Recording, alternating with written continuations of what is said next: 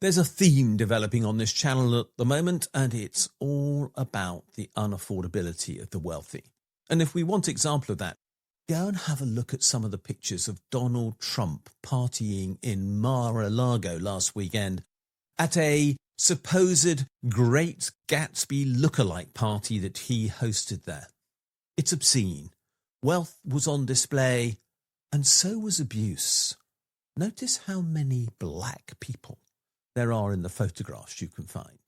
Notice how racially divided that party was as a consequence in a country where there are a significant number of people who are both black and brown. Notice how young women were treated as if none of the lessons from Epstein had been learned. Notice how this was all about ostentatious display of wealth, just as Gatsby was, of course. It's as if everything that Scott Fitzgerald wrote all those years ago, a century ago now, has not been learned. And of course, we know what happened very soon after F. Scott Fitzgerald was writing. The 1929 crash followed the era about which he wrote most of all, which was the 1920s and the hype amongst the wealthy following the First World War. Trump is creating that hype. He's putting forward that illusion, and he's doing so on the back of poor Americans. And we know that's true. How do we know it's true? That's because last weekend, while Trump was partying, millions and millions of Americans were facing the possibility that their Social Security payments, the SNAP program payments that support them in buying their basic essentials for life, including food, might not have been paid because of the close down by the Republicans of the government in Washington that has meant that these payments have been put in jeopardy. Now, we know now, but we didn't know last weekend, that 50% of those sums might be paid. But even so, just imagine it. Whilst Trump is partying and celebrating excess, millions of Americans who have literally no margin for error in their household budgets are suffering a reduction in one of their critical payments that makes it possible for them to feed their children. That is the reality of the world that Trump is creating.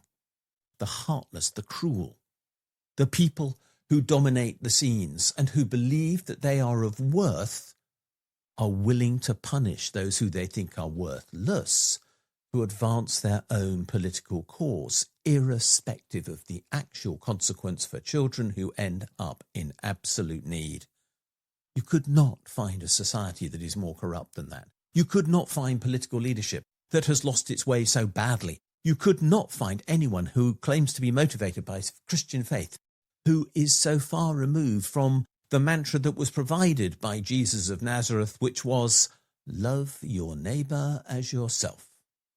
Trump, Vance, and all those in the administration clearly have no idea what that means. They've never read it and they don't care about it, and they're indifferent to the teachings to which they claim loyalty, which they only promote to advance their own cause.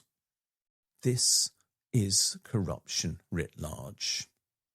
I find the scenes at Mar-a-Lago in themselves offensive because of the waste that they embody at a time when we know that we can't afford that waste because it is fueling the climate crisis.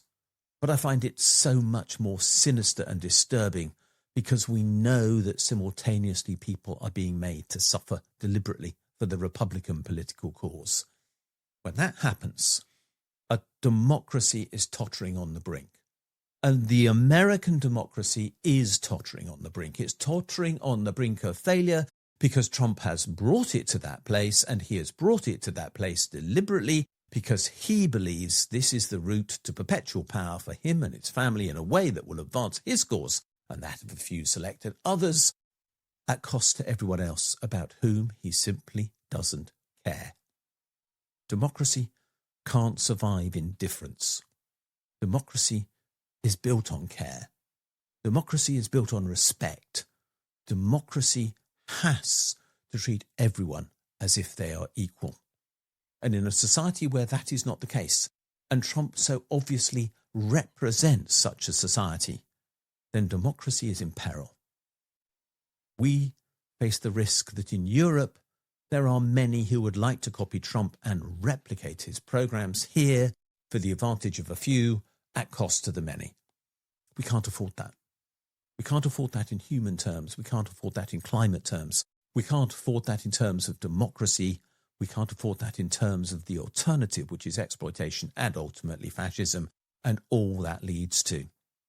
We have to reclaim the politics of care from these people who are only interested in the politics of power. It's time to say enough. It's time to expose these people for what they are, the utter charlatans, the fraudsters, the falsehoods that they put forward, and the deceit behind their claims to be delivering for everyone. We have to talk about how to do that delivery for everyone in reality. That means we must reject the people like Trump, like Farage, and others throughout Europe who are trying to do the same thing.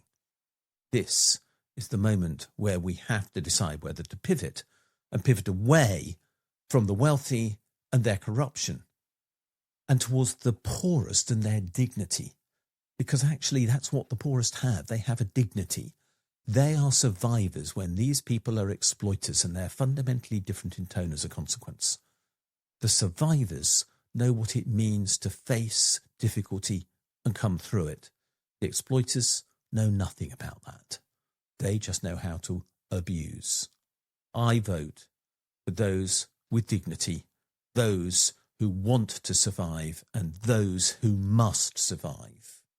We have to have that politics of care, and we can no longer afford people like Trump. Thanks for watching this video. If you've enjoyed it, please do click the like and subscribe buttons, because they do genuinely help us spread the word on YouTube.